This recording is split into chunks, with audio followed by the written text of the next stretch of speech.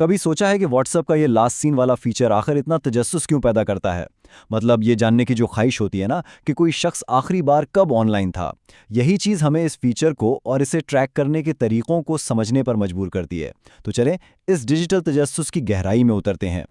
तो ये सिर्फ एक टाइम स्टैम्प नहीं है, बल्कि इससे बहुत से सवालात भी जुड़े हुए हैं। जैसे कि लास्ट सीन का असल मतलब क्या है, और क्या वाकई कोई ऐसा तरीका है, कोई ऐसी टेक्नोलॉजी है जो हमें इस पर नज़र रखने में मदद दे सके। आज की इस गुफ्तगू में हम इन्हीं सवालों के जवाब तलाश करेंगे। अच्छा, तो सबसे पहले बिल्कुल बुनियादी बात, लास्ट सीन स्टेटस सिर्फ ये बताता है कि किसी ने आखिरी बार व्हाट्सएप कब खोला था। लेकिन क्या इसका मतलब यह है कि वो किसी से बात कर रहे थे, या हो सकता है सिर्फ कोई नोटिफिकेशन चेक कर रहे हो? यहीं से बात थोड़ी पेचीदा होना शुरू होती है। हम में से ज़्यादातर लोग इसे एक ही तरीके से चेक करते हैं, यानी खुद जाकर देखते हैं। लेकिन बार बार किसी की चैट खोलकर ये देखना ना सिर्फ एक सुस्त रफ्तार काम है, बल्कि इसकी अपनी कुछ खामियां भी हैं। तरीका तो बहुत सीधा सा है। चैट विंडो खोलें और नाम के बिल्कुल नीचे देखें। या तो वहां ऑनलाइन लिखा नजर आएगा, या फिर आखिरी बार एक्टिव होने का वक्त। लेकिन इस तरीके में मसला क्या है? देखें, ये सिर्फ वक्त का ज़या नहीं है, इसका मतलब ये भी है कि अहम लम्हात छूट सकते हैं, क्योंकि इसमें कोई रियल टाइम अलर्ट तो मिलता नहीं है। तो ये मौसर तरीके से जुड़े रहने की राह में एक रुकावट बन जाता है।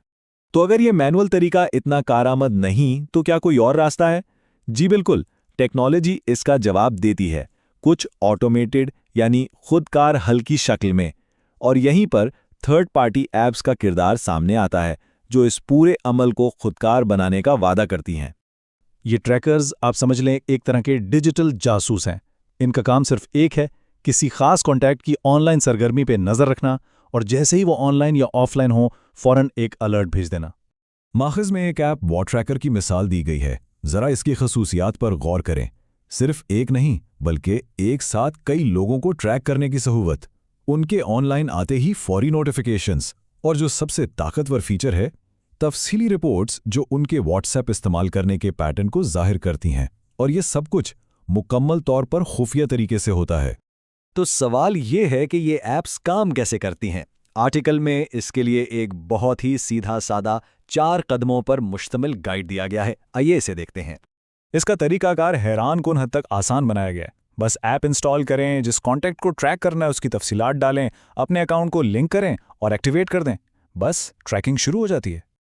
लेकिन ट्रैकिंग से हटकर खुद लास्ट सीन स्टेटस के बारे में ही कई गलतफहमियां पाई जाती हैं। आर्टिकल इनमें से कुछ अहम तरीन को वाजे करता है और उनके जवाबात काफी दिलचस्प हैं। एक बहुत आम सवाल ये है कि क्या लास्ट सीन का मतलब ये है कि वो शख्स किसी से बात कर रहा था?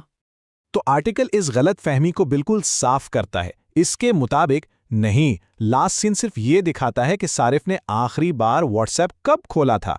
ये नहीं बताता कि वो किससे बात कर रहे थे। यानी ये सिर्फ मौजूदगी का इशारा है, किसी खास सरगर्मी का नहीं।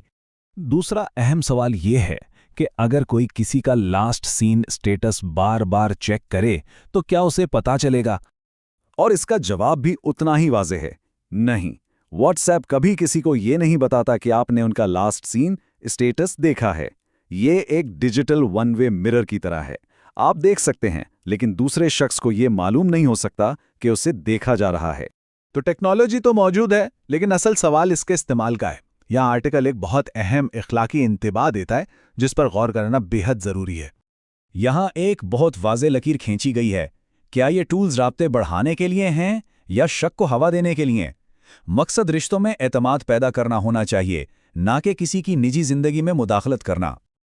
और आखिर में आर्टिकल एक ऐसा उसूल पेश करता है जिसे जुटलाया नहीं जा सकता। कभी भी प्राइवेसी की खिलाफवर्जी ना करें और ट्रैकिंग एप्लीकेशंस का गलत इस्तेमाल ना करें। यह सिर्फ एक मशवरा नहीं है, बल्कि एक जिम्मेदारी है। ये सारी गुफ्तगू हमें एक बुनियादी सवाल पर ला खड़ा करती है। राबते और निगरानी के दरमियान वो बारीक लकीर कहाँ है?